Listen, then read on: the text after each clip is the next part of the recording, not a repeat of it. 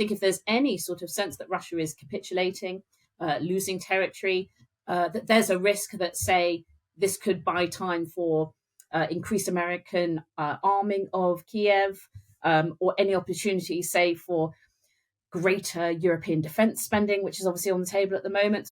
Okay, Emily Ferris, welcome to The World in 10. I just want to start with what preparation might be going on in the Kremlin at the moment ahead of this call. What's Putin like with these sorts of things? How much preparation work will he be doing? And does he have sort of trusted advisors, or is this a man who's much more of an independent thinker on matters like this? Oh, well, these are lots of big questions about whether Russia has a strategy, how many people really feed into that strategy, whether Putin is a rational actor within his kind of his own frame of reference. I mean, look, I guess the answer to some of these things is, yes, Russia does have a strategy. Putin does have a strategy. It's increasingly small group of people that make decisions, key decisions, especially on big things like this. One of the big problems, I think, is that this kind of ceasefire and all the discussions around it have really taken Russia by surprise. So they didn't really anticipate at all that they would be having to come to the table so quickly. I don't think they thought that the negotiations between the Americans and the Ukrainians would move quite so quickly. So what you can see now is them sort of stalling for time as much as they can. So their insistence on things like hashing out the real details, I think, just looks like a delay tactic to buy themselves some time. And that's because of a number of things. Firstly, because obviously they're progressing reasonably well on the battlefield. They're making incremental gains. It's also because their southern Kursk region, the border of Russia, is not currently under Russian control, and they want to change that. They don't want any sort of crystallizing of the front line that means that they lose that territory. And also, they're trying to think about, what could possibly be included in the details of a ceasefire agreement that could materially benefit them. So whether that looks like, the economics around how you support those occupied territories, whether it's what a peacekeeping mission would look like, whether it's the kind of defanging of Ukraine politically and security-wise. All of those things are considerations that I think are probably going into the debate at the moment in the Kremlin. I mean, it's interesting that, the way that you've put that then, because, until this point, absolutely everything in this ceasefire agreement has sort of felt like a red line to Putin. Do you think actually, in truth, he hasn't really worked out what his red lines truly are? So I think it's probably a couple of things. I think, first of all, throughout this conflict, it's not really been clear what actually does constitute a red line for Moscow. So, at the beginning, it was sort of any Western aid to Ukraine is an absolute red line. But clearly that was crossed multiple times, and that clearly wasn't a red line. Then at the moment, the red line that everybody is talking about is whether you have these European troops, which, as far as Russia is concerned, look like NATO troops. And I think that genuinely is actually a red line for Moscow. I think, unlike a lot of maybe some of the noise that you hear around Russia's posturing, I think that they've always been quite unequivocal that they see NATO troops or any kind of boots on the ground from a foreign perspective as a real security threat. And, you can debate whether that is a real security threat to Russia. And that seems to be the driver of a lot of its foreign policy. So a lot of its approaches to, say, the Baltic states and Poland. A lot of it's concerned about NATO infrastructure. All of that, I think, is led by what they would call probably a real existential threat by NATO. And you don't need to agree with it. You don't need to buy into it at all. But certainly, I think from the Russian perspective, that is seen as kind of crossing the Rubicon, as it were. When Putin started this, and, right up until now, the sense has always been his ideal is simply to take all of Ukraine. Has something changed here that's even brought him to the table? Is it actually that he'd quite like a break and then to regroup and, maybe try again at some point in the medium term? Well, there's probably a few things. The first is that actually this is a reasonably good deal on the table for them. It's pretty much ceding to most of Russia's demands, which is that it gets to keep Crimea. They get to keep, it looks like, most of the territory that they've gained in Ukraine. It looks like they might be able to get things like the removal of Zelensky, which is what Putin has been pushing for a while. He often says he's an illegitimate leader. and that he would like to see elections in Ukraine, because obviously what they really want is a leader in Ukraine that's rather more sympathetic to Russia, if not even pro, which I can't see happening, by the way, in the short term. But certainly, in a few presidents' time, we might see something quite different coming through in Ukraine. As to whether Putin has other considerations. I mean, there's the sort of economic question around whether Russia can keep the war up in the next few years, and I think most sort of quite deep dives into the Russian economy suggest they probably can. And the economy is not thriving, perhaps as they'd like it, but it's certainly surviving, and it's proven to be quite well insulated against some of the shocks of sanctions.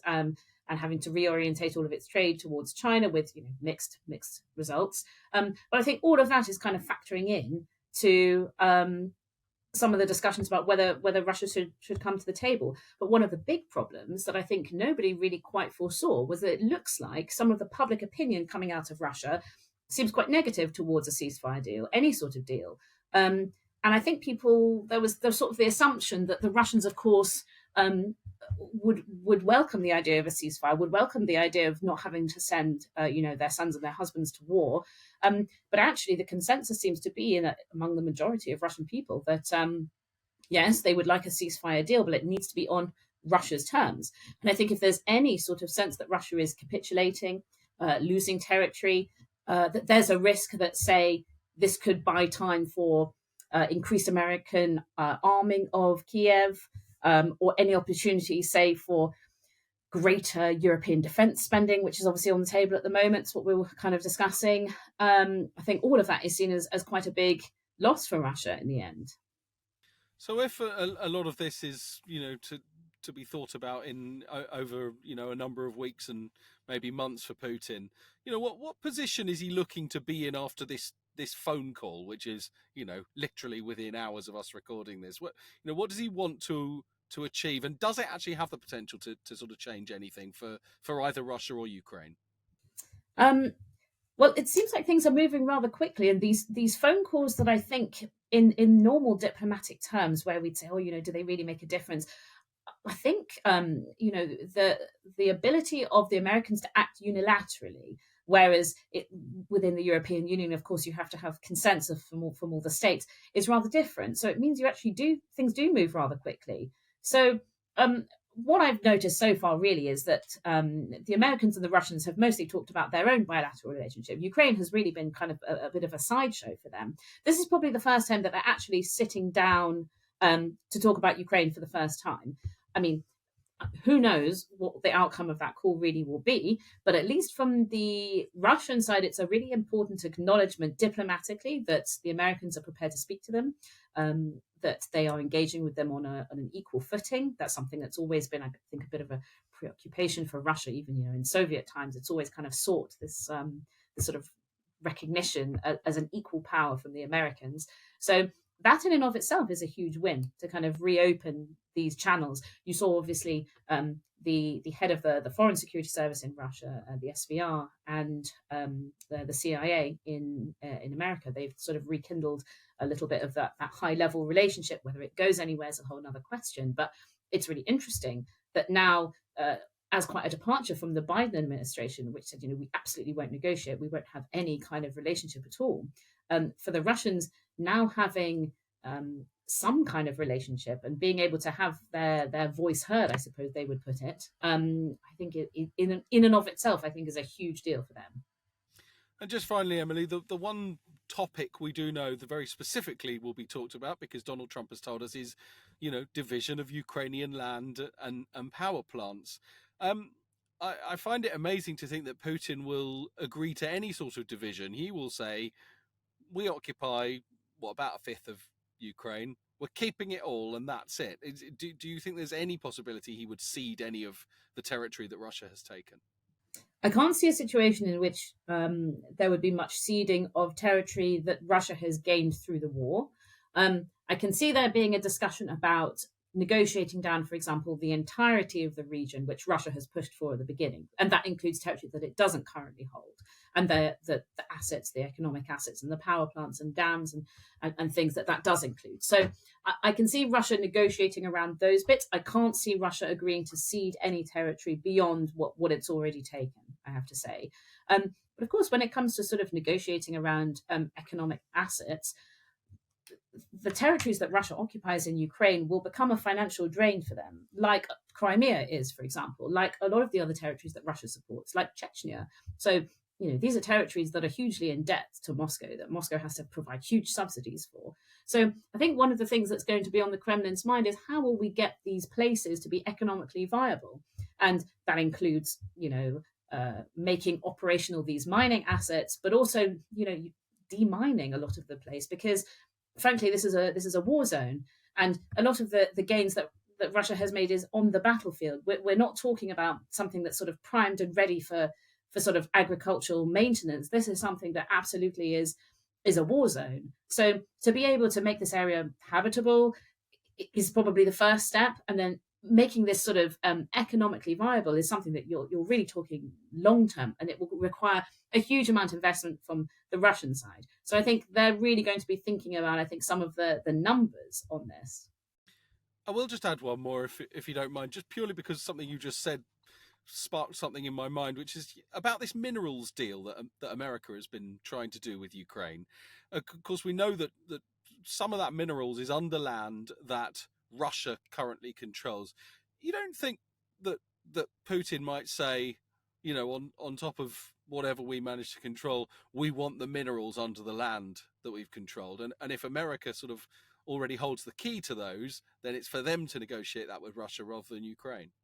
I mean, all these mineral deals is aside from the sort of headlines about it, which seem like, I suppose, on paper a good opportunity for either side, but the practicalities of actually doing that are really unbelievable. So, and there's been some really good, I think, papers published in recent days about this. But essentially, from the Russian side, a lot of the rare earth minerals and the critical minerals that are there are quite hard to access. The technology, they have it, but it's in short supply, and they require a lot of drilling techniques that really the sanctions have limited them to be able to do. So the other issue is that obviously a lot of these are located quite close to the line of contact. So this is still a hot war. You still see the ceasefire there isn't a ceasefire, sorry, I was going to say being violated, but of course there isn't a ceasefire. But if there was a scenario in which there was a ceasefire, you can imagine that this would be routinely violated anyway. You can't really guarantee the security of any kind of economic assets, least of all something that's owned by the Americans. And I think the Trump administration have said, oh, well, it will be enough of a security guarantee for, say, Ukraine if they have an American mine. But of course, in a war where things are still unpredictable, and you can well imagine a sort of drone attack or something that basically impacts on those assets, you cannot guarantee their safety and security. And then I guess, just at least from the Russian perspective, the business environment in Russia is really challenging. Not only are there sanctions, so even if the Americans were to unilaterally ease those sanctions, which carries some legal issues, it's not all under executive order. It's quite difficult actually to pull back some of them. You've still got the European sanctions.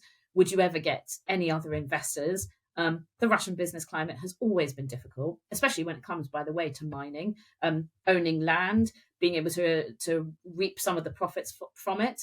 How do you even take money out of Russia at the moment? Its banking system has been sort of pretty internalized. It's really difficult to pay people. So the actual considerations of how you go about this, I think, are still really far off the agenda. So I think it seems like one of those things that's trying to make, I suppose, something that's really quite political into an economic deal, divorced from any kind of connotations and diplomacy. But really, you just can't pry those two things apart.